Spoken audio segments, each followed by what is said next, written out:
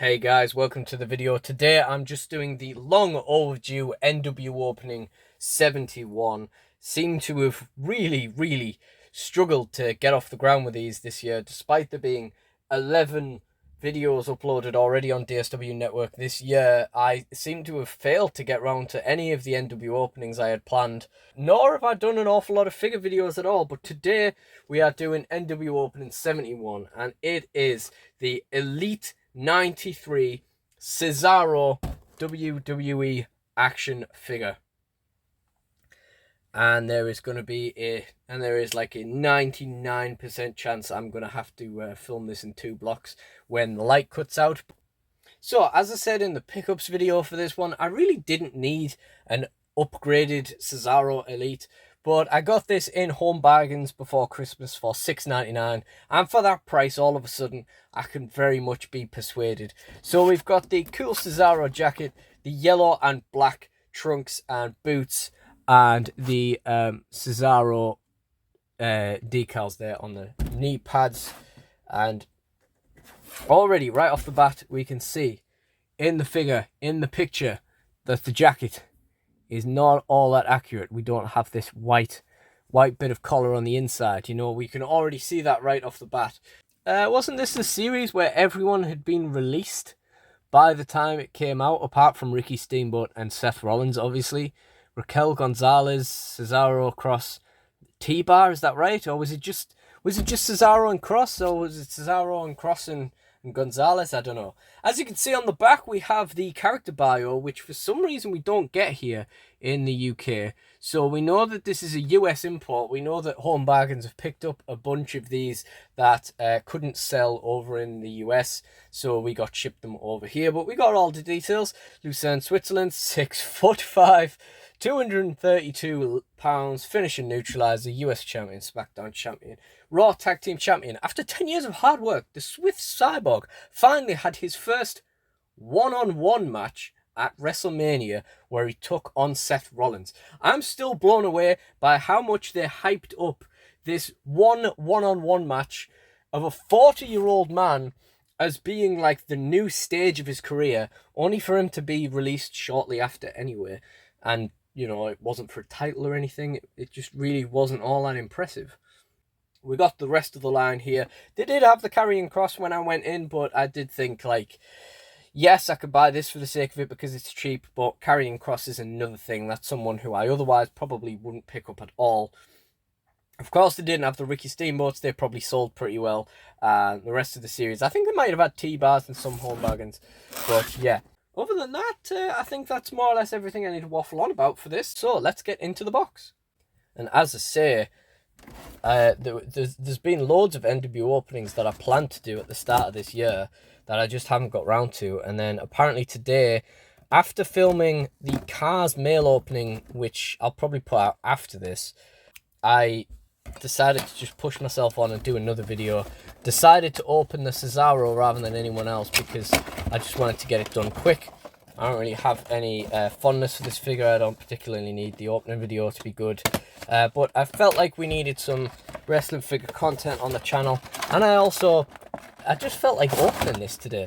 So I guess we'll do it. There's also not much point in him staying there unopened for $6.99 because, you know, we're actually, despite the fact that it only cost us $6.99, we're probably not going to get the money back for it anytime soon if we were to try and sell it. And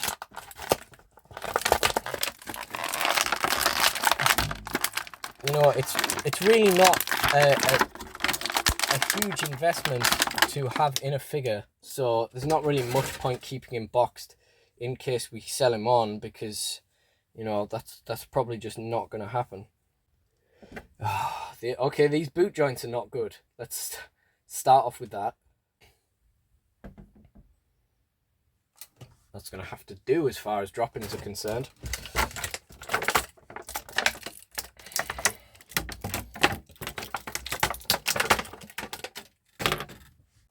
Okay, so let's take a look at him.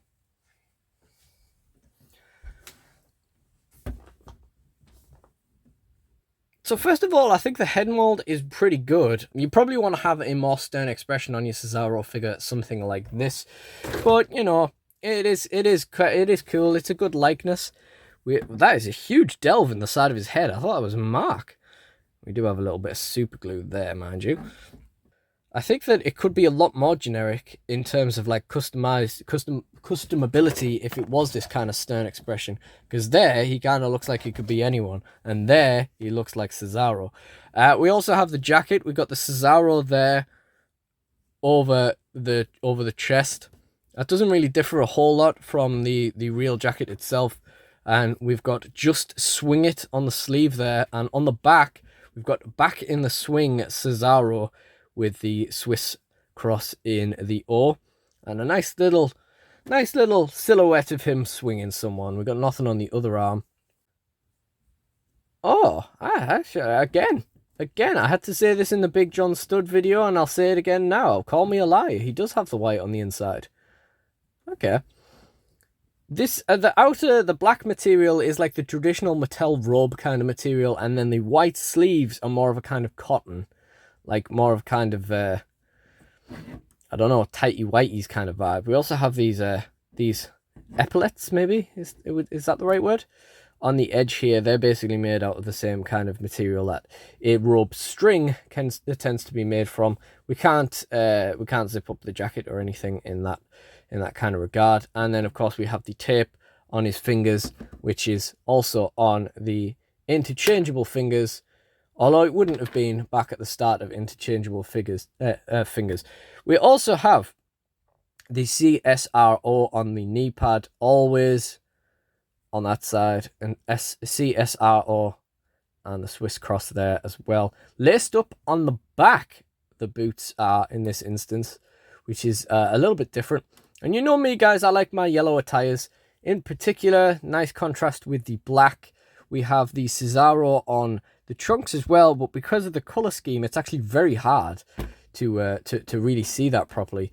And now we're going to take off the jacket, which is the only accessory he comes with, unfortunately. You know, we do have the two interchangeable hands.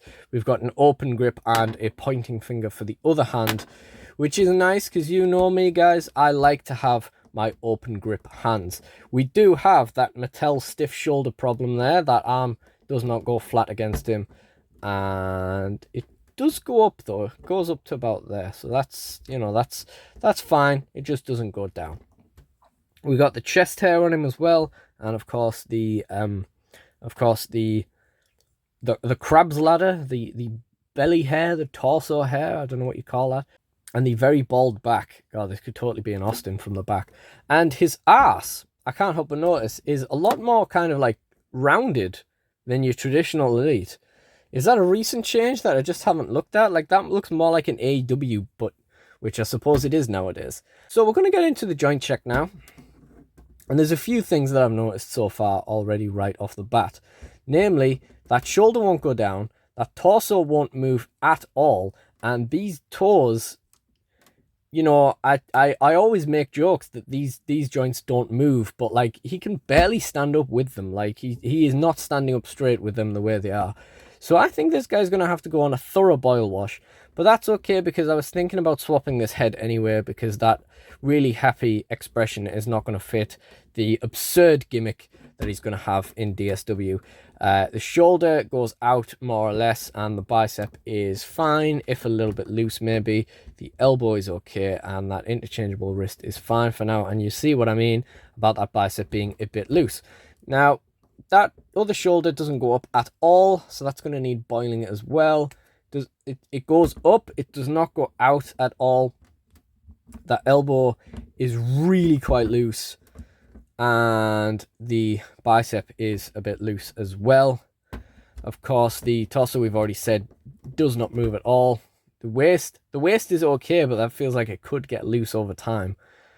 And so far, I'm very happy that I only spent $6.99 on this figure, because these joints are not good. You know, some of them are fixable, whereas that loose elbow is terrible. Boot cut's fine, knee's fine, legs fine. Of course, that toe itself isn't really great. And that leg's fine. Yeah. And the boot cut's okay. So not an awful lot to talk about outside of the figure. So, if I was to give this figure a review, it's probably as interesting as a Cesaro figure could get, because he really just didn't do an awful lot of stuff that you would consider toyetic.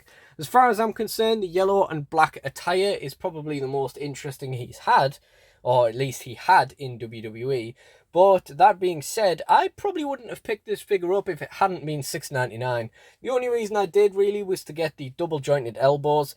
That's ironic.